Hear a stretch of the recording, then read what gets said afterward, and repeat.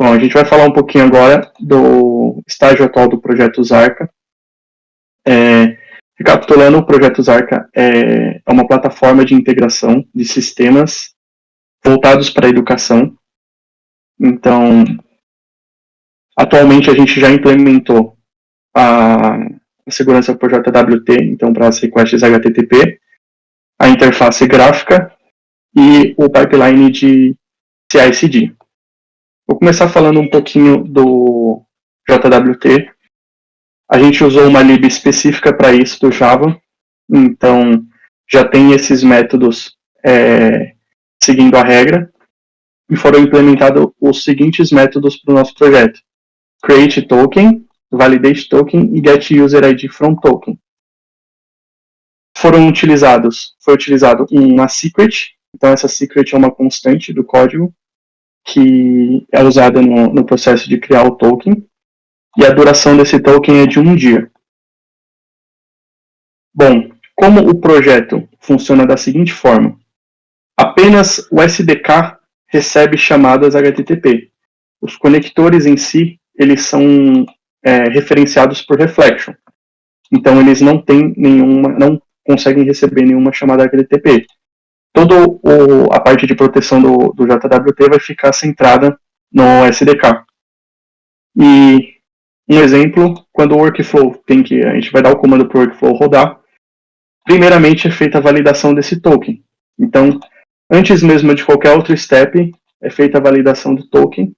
Se o token for válido, realmente criado pelo usuário na hora de criar a conta, e for um token que não esteja expirado, vai entrar aqui e vai rodar. Senão, ele já vai retornar falando que não foi autorizado. Outro processo que mostra isso é o processo de login.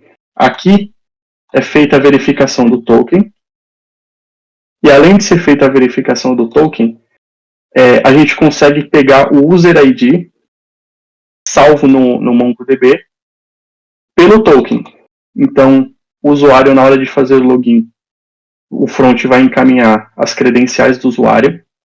Então, a gente consegue verificar se o user ID da credencial é compatível com o que foi enviado no token.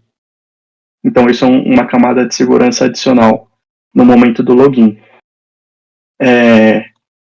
Bom, foi a implementação do JWT que nós fizemos nas chamadas de API.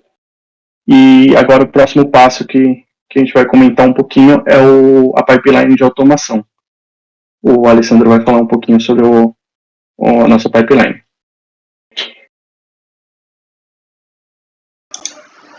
Certo. A nossa pipeline de deploy ela vai utilizar duas ferramentas, o GitHub Actions e o Heroku.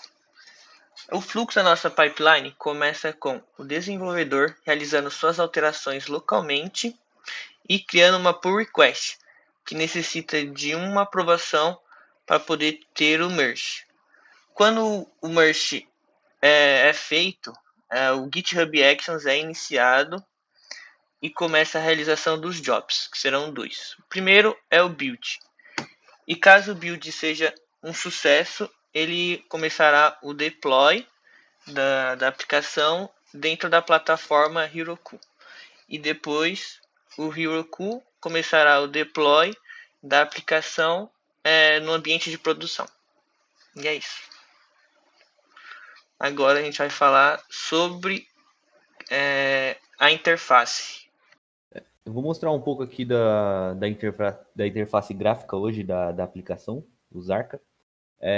Primeiramente, a gente vai ter uma tela de login, onde a gente vai poder autenticar na aplicação, né, na nossa API, com usuário e senha. O usuário e senha a gente vai enviar para o back-end, ele vai fazer todo o esquema de autenticação utilizando o JWT Token, e com isso ele retorna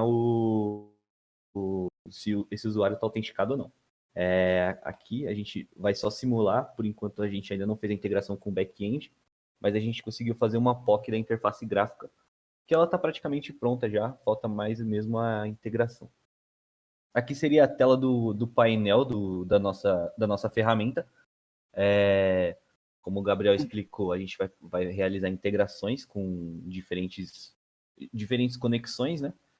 Para a gente poder criar um fluxo de connections aqui na nossa aplicação.